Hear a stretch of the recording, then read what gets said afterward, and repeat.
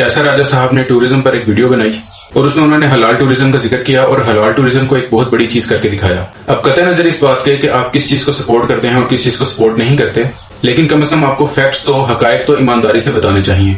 अब ये एक हकीकत है कि हलाल टूरिज्म सिर्फ मुसलमानों के लिए अट्रैक्टिव है। मुसलमान में वो जो किसी हद तक प्रैक्टिसिंग मुस्लिम है या जो इस्लाम पर अमल करना चाहते हैं। अदरवाइज कई ऐसे मुसलमान भी हैं जो हलाल टूरिज्म को कहने की हद तक तो सपोर्ट करेंगे, लेकिन असल में वो शायद हलाल टूरिज्म के इतने हक में भी ना हो।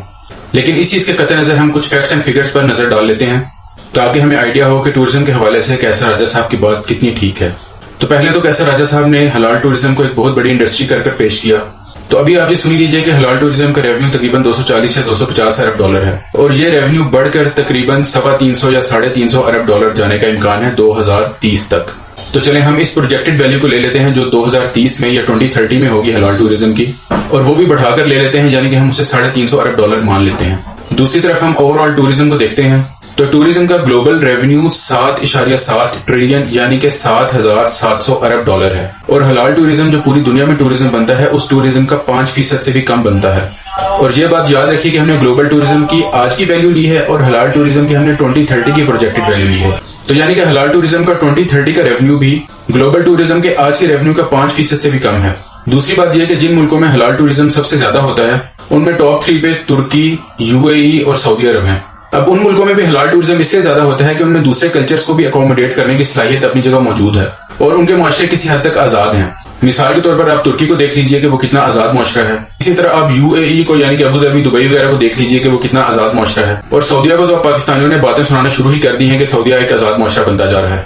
तो टोटल टूरिज्म के ग्लोबल रेवेन्यू को देखते हुए, साथ इवन जिन मुल्कों में हलाल टूरिज्म भी ज्यादा होता है उनके रेवेन्यू को देखते हुए एक बात समझ आती है और वो ये कि ग्लोबल टूरिज्म का और हलाल टूरिज्म का कोई मुकाबला नहीं है। हलाल टूरिज्म भी उन्हीं मुल्कों में ज्यादा होता है जिनका मुआशरा ओवरऑल ही आजाद हो, यानी कि जहां पर लोग एक आजाद मुआशरा होने की वजह से जाना पसंद करें तो वहां पर वो हलाल टूरिज्म के ऑप्शन को भी एक्सप्लोर करने को तरजीह देंगे। लेकिन आप ये नहीं कर सकते कि आप एक मुआशरा बिल्कुल बंद कर दें, अपने अलावा किसी और कल्चर को अकोमोडेट करने को आप लोग तैयार ना हो, शिद्दत पसंदाना नजरियात रखें और उसके बाद भी आप बहुत ज्यादा टूरिज्म को अपने यहाँ एक्सपेक्ट करें। इस वीडियो में राजा साहब ने एक और बात की थी कि पाकिस्तान शायद टूरिज्म में टॉप परफॉर्मर है। तो अब ये बात राजा साहब ने पता नहीं किस कॉन्टेक्स्ट में की थी, उनसे गुजारिश है कि इसे एक्सप्लेन कर दें। लेकिन पाकिस्तान का टूरिज्म का रेवेन्यू 1.3 अरब डॉलर है और दूसरी तरफ ग्लोबल टूरिज्म का रेवेन्यू 7.7 ट्रिलियन यानी कि 7,700 अरब डॉलर है।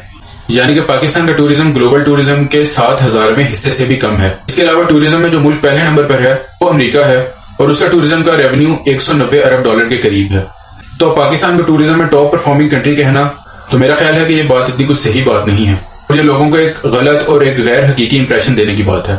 अब बात यह है कि आपकी जाती पसंद या नापसंद कुछ भी हो, लेकिन कम से कम हमें हकायक तो सही तरीके से बताने चाहिए और अपने आप को दुनिया की हकीकतों में रहकर देखना चाहिए ताकि हम दुनिया के मसाइल का अच्छे तरीके से सोल्यूशन निकाल सकें।